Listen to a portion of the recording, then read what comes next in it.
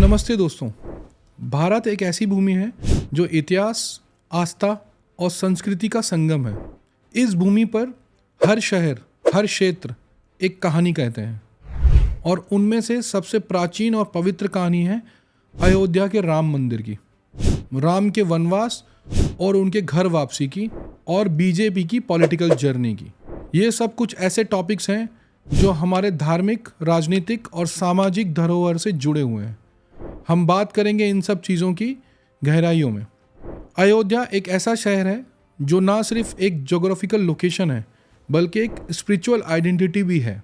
ये शहर हमारे लिए एक धार्मिक और कल्चरल सेंटर है जहाँ से कई धार्मिक और हिस्टोरिकल इवेंट्स का संबंध है। राम का जन्म यहाँ हुआ और इस शहर का महत्व उस समय तक चलता है जब हमने अपनी हिस्ट्री और कल्चरल रूट्स को समझना शुरू किया।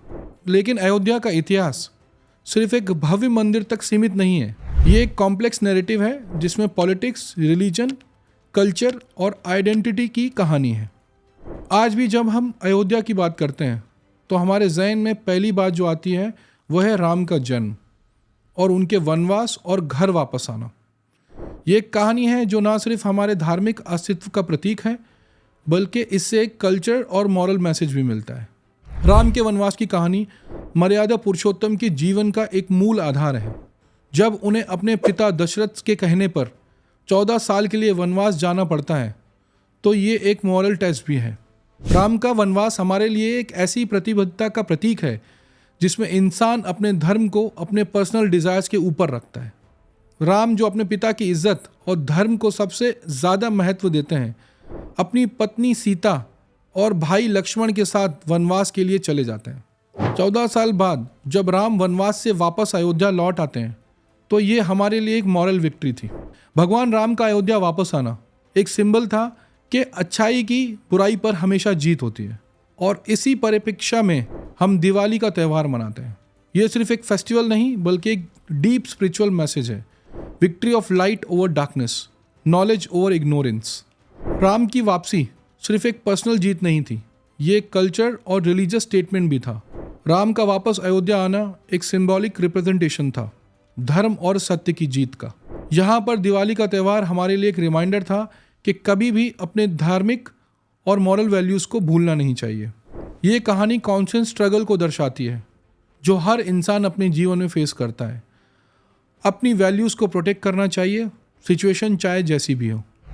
अब हम बात करते हैं उस कंट्रोवर्सी की जो अयोध्या को 16वीं सेंचुरी से लगातार आज तक घुमाती आई है।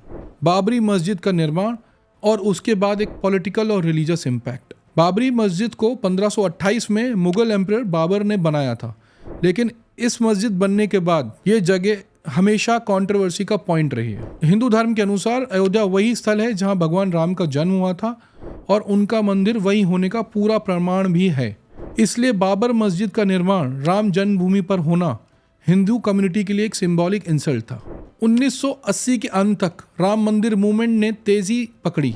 हिंदू कम्युनिटी की मांग थी कि उनका मंदिर राम जन्मभूमि पर बनना चाहिए, लेकिन इस मूवमेंट के दौरान 1922 में बाबरी मस्जिद को गिराया गया जो एक पॉलिटिकल और सोशल अपील का कारण बना। आज हम देख रहे हैं कि राम मंदिर बन चुका है। ये एक ऐसी विक्ट्री का प्रतीक है जिसमें अपने धार्मिक बिलीफ को रिस्पेक्ट किया गया और साथ ही ये हमारे कल्चर आइडेंटिटी को सम्मान देने का एक कदम है। ये सिर्फ एक मंदिर ही नहीं, ये इंडिया के एंशिएंट हेरिटेज को रिवाइव करने का एक हिस्टोरिकल एफर्ट है। अब हम बात करते हैं बीजेपी और अयोध्या के पॉलिटिकल संबंध की, जो काफ़ी डीप और कॉम्प्लेक्स है। बीजेपी ने राम मंदिर मूवमेंट को अपनी पॉलिटिकल आइडियोलॉजी का हिस्सा बना लिया था। 1990 में बीजेपी की लीडर LK आडवाणी ने राम मंदिर के लिए रथ यात्रा निकाली, जो एक मेजर पॉलिटिकल कैंपेन थी। ये मूवमेंट केवल धार्मिक नहीं बल्कि पॉलिटिकल पावर का भी एक सिंबल बन गया था। बीजेपी को अयोध्या में 1992 के बाद इलेक्शंस में सेटबैक मिला, लेकिन क्या ये सच में एक डिफीट थी? नहीं, यहाँ तक कि राम मंदिर का निर्माण हो चुका है। बीजेपी की जीत धार्मिक और पॉलिटिकल मैसेजेस में समझनी चाहिए। राम मंदिर का निर्माण एक लॉन्ग टर्म विक्ट्री का प्रूफ है जहाँ धर्म और फेथ की जीत हुई है। आज अयोध्या की कहानी सिर्फ एक हिस्टोरिकल इवेंट नहीं, ये एक स्पिरिचुअल जर्नी है। राम के वनवास और उनके घर वापसी की कहानी, राम मंदिर के निर्माण और दिवाली के त्यौहार के महत्व हमारे